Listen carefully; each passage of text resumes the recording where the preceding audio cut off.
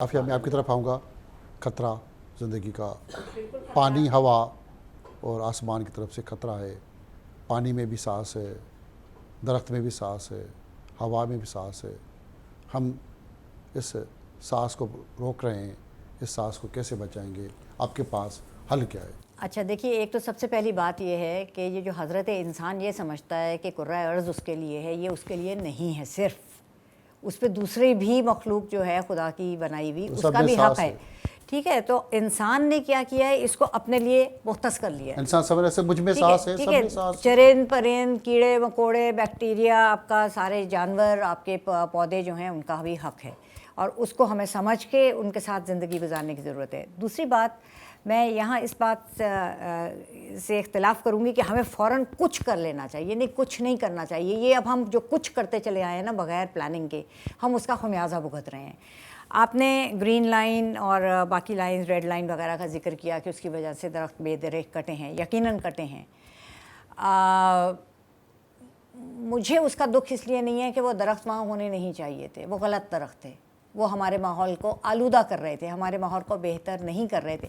हम एक जो दूरअंदेशी का जब सबूत नहीं देते, तो हम वो जो इन्होंने कहा था ना कि आज के लिए, आज के फ़ायदे को हम देखते हैं। जब वो आपको पता है कि एनालिसिस हो गई कि आपकी हवा की आलूदगी किस वजह से है, हमारी ट्रांसपोर्टेशन की वजह से है।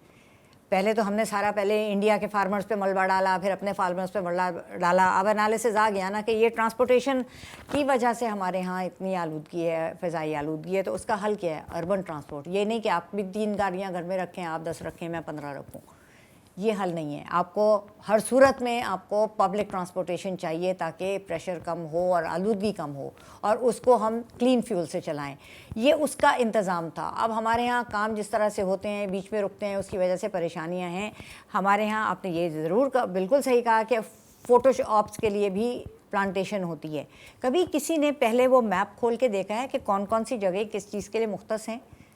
क्योंकि हम उन जगहों पे भी जाके प्लांटेशन करते हैं जिसमें आपको पता है कि उसके बाद आपकी सड़क के चौड़ा करने की जगह आपकी मुख्तस है, वहाँ करते हैं। फिर उसके बाद जब वो हम इमोशनली अटैच्ड होते हैं कि जी देखें ना, हमने तो इतने पैसे लगा के, इतनी मेहनत करके, अब कमिटमेंट से यहाँ ग्रीनरी की थी, तो वो उसके बाद वो सड़क बनाने के लिए आ गए। तो क्या सड़कें के हमें नहीं चाहिए? तो एक कराची का मास्टर प्लान पे अब दोबारा काम हो रहा है। 6 मास्टर प्लान बने हैं, एक पे भी अमल नहीं हुआ था। अगर उस मास्टर प्लान के हवाले से ही हमारी डेवलपमेंट हो जाती तो इस शहर का ये हाल हम ना देखते। जिस जगह दरख्त लगने चाहिए वहाँ दरख्त लगते, जहाँ झाड़ियाँ लगनी चाहिए वहाँ झाड़ियाँ लगती, जहाँ पे सिर्फ बेलों की गुंजाइश है वहाँ बेलें लगती। ये सिर्फ दरख्त लगाना ग्रीन कवर को फ़रोग नहीं देता। आपकी हर जगह की सॉइल अलग है। मलीर की सॉइल अलग है, डिफेंस की सॉइल अलग है, काठौर की अलग है। उसके लिए वहाँ जो मुनासिब चीज़ है, जो नेटिव है, हमें शौक़ है। अब आप इस वक्त देखिए अल पाकिस्तान बन रहा है ना, जहाँ देखें आपको वो टुनमुन दरख्त नज़र आ रहे हैं। आप नेटिव स्पीशीज़ लगाइए। दुनिया भर का ये उसूल है।